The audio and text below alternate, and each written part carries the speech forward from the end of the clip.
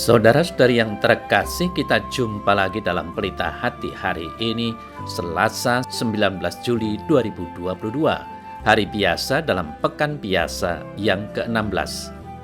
Bersama saya Romo Thomas Suratno SC dari Paroki Cilandak, Jakarta Selatan, mendengar dan merenungkan Sabda Tuhan, yakni firman Tuhan yang tersurat dalam Injil Matius bab atau pasal 12 ayat 46 sampai dengan ayat 50.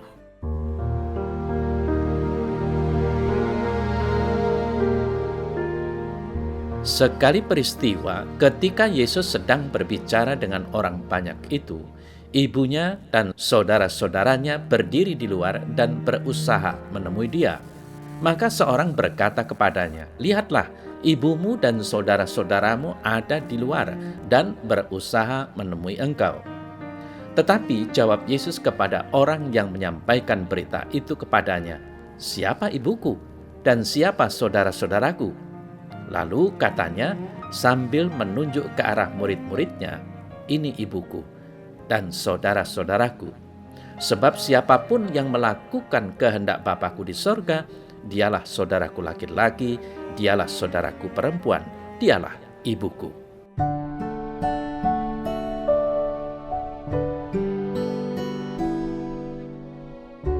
Saudara-saudari yang terkasih, Maria dan saudara-saudaranya datang menemui Yesus. Namun Yesus tidak segera keluar menemui mereka. Bahkan ia bertanya, "Siapakah ibuku? Siapakah saudara-saudaraku?" Sepintas jawaban Yesus ini terasa kasar, tidak sopan, kurang ajar, atau durhaka, karena ia mempertanyakan ibunya sendiri. Benarkah demikian? Tidak. Yesus justru memuji ibu dan saudara-saudaranya karena merekalah orang yang melaksanakan kehendak Allah. Siapapun yang melakukan kehendak Bapa-Ku yang di sorga, dialah saudara-saudaraku, dialah ibuku. Di sini Yesus mementingkan bukan hubungan darah atau keturunan, tetapi iman. Yang menjadi keluarga Yesus bukanlah orang yang sedarah dengannya, tetapi yang melaksanakan kehendak Allah sama seperti dirinya. Untunglah saudara yang terkasih, Yesus berkata demikian. Jika tidak, tentu kita sekarang ini mengkultuskan keturunan Yesus.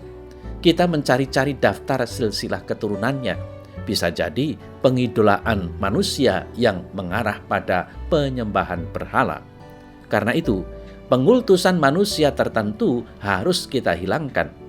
Kita tidak boleh memuja seseorang hanya karena suku, bangsa, warna kulit, atau jabatan tertentu, dan tidak lagi melihat perbuatannya, baik atau tidak. Semua itu, kata kitab suci, hendaknya dicampakkan ke dasar laut. Pelaksanaan kehendak Tuhan menjadi kriteria dalam menilai mutu hidup seseorang. Saudara-saudari yang terkasih, sadarilah bahwa persaudaraan rohani melebihi persaudaraan jasmani. Mereka yang hidup dalam persaudaraan rohani ini dengan cara khusus ataupun menjadi religius akan lebih akrab dengan saudara rohani ketimbang kerabat jasmani. Sebab persaudaraan rohani memiliki tugas dan tanggung jawab yang lebih penting yang harus lebih diutamakan daripada hal lainnya. Saudara-saudari yang terkasih, Yesus sangat tegas mengenai hal ini. Yesus sadar bahwa ia mesti melaksanakan panggilan khusus yang diterimanya dari Bapa. Yesus berusaha melaksanakan panggilannya untuk melayani umat dan tanpa bermaksud menyangkal keberadaan keluarganya. Yesus paham mana prioritas utama dalam hidupnya. Untuk itu, Yesus sangat mengharapkan pengertian dari keluarga. Maka dalam warta Injil tadi, hal ini nyata ketika Yesus berfirman, "Siapa ibuku dan siapa saudara-saudaraku?" Dalam hal ini, Yesus mau menegaskan bahwa sekarang dan di sini prioritas adalah melayani umat, sementara urusan keluarga berbeda waktunya. Hal utama bagi Yesus tidak lain dan tidak bukan adalah melaksanakan kehendak Bapa. Mereka yang melaksanakan kehendak Bapa inilah ibu dan saudara-saudari Yesus. Saudara-saudari yang terkasih, kita merupakan saudara-saudari Yesus.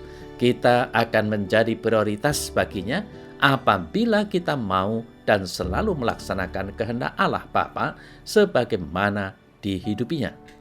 Apakah kita telah melaksanakan kehendak Bapa? Semoga kita lebih mengutamakan tugas panggilan kita sebagai orang beriman tanpa terhalang oleh apapun juga.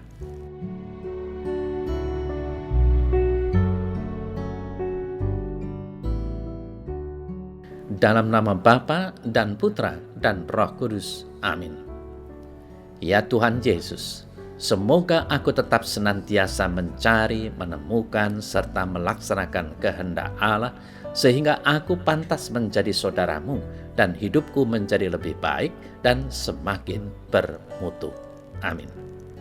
Semoga Allah yang Maha Kuasa memberkati saudara dalam nama Bapa dan Putra dan Roh Kudus. Amin.